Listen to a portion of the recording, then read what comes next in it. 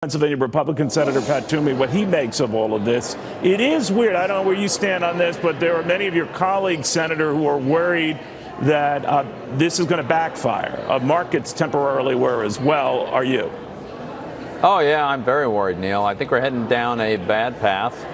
And, well, you can ask them, but I have not yet discovered a Republican colleague in the Senate that thinks it's a good idea to be imposing these tariffs all over the place.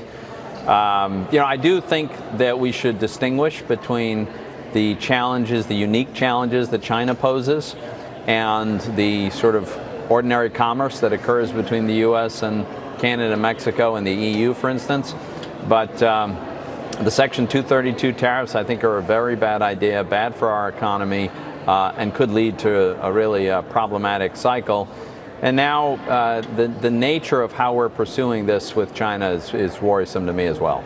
You know, there are many of your Republican colleagues who have said that this should be written off by the Senate first. Congress should weigh in on this.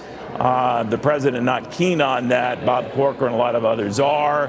Where do you stand on that? So Bob Corker and I were the ones that introduced the amendment to the National Defense Authorization Bill that would have given Congress the final say on the imposition of the tariffs that are justified on national security grounds. They're called the 232 tariffs. Right. And look, I think they've been misused by the administration. So the tariffs, particularly on Canada, which were used under those grounds on aluminum and related products, those you feel were pushed for the wrong reason. Absolutely, but it's broader than just Canada, right? So certainly, in my view, it is the case that the fact that we have a modest trade surplus in the steel that we trade with Canada, that is not a threat to American national security. It's ridiculous to make that allegation. So it's a misuse of what is intended to be a tool in the event of a threat to national security. But Has frankly, the president talked to you about this, Senator? You and him were on the same page on a lot of stuff, but not now. Not on trade. I mean, the president and I are on the same page on many things, but when I disagree, I've let the president know. We spoke as recently as Sunday night. He called me from Singapore because he disagrees with my position. There's no question. But look, I think he's mistaken. I think these are the wrong tools and they're applied to the wrong goals. So the president's focus is to somehow eliminate trade deficits. I don't believe that the trade deficit is nearly as problematic as the president thinks. And in fact, in some cases, he's imposing it where there is no trade deficit, such as with Canada. So it's a bad idea, Neil.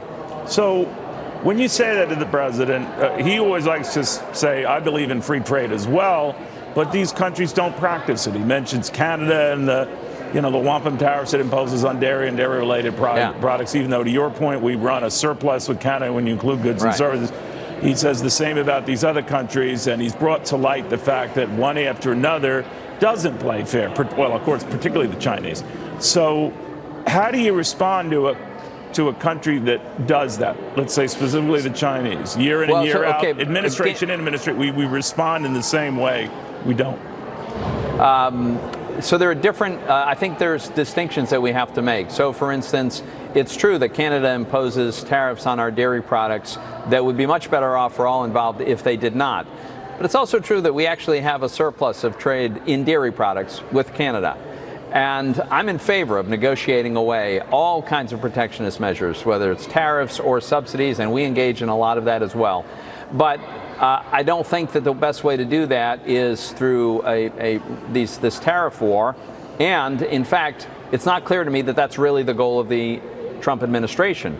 They want to see, it seems, they want to bring an end to NAFTA. NAFTA leaves us with pretty much a free trade zone throughout North America. There are just small exceptions. So it's not clear to me that their real goal is to have truly free trade. If it were, I would be an ally. With China, it's a whole different story. The coercive technology transfer, theft of intellectual property. We need to respond very aggressively to those things.